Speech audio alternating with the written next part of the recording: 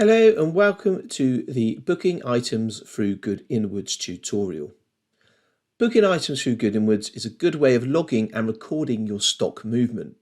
To do this, firstly create a purchase order by going to the Purchase tab, select Purchase Orders and click New.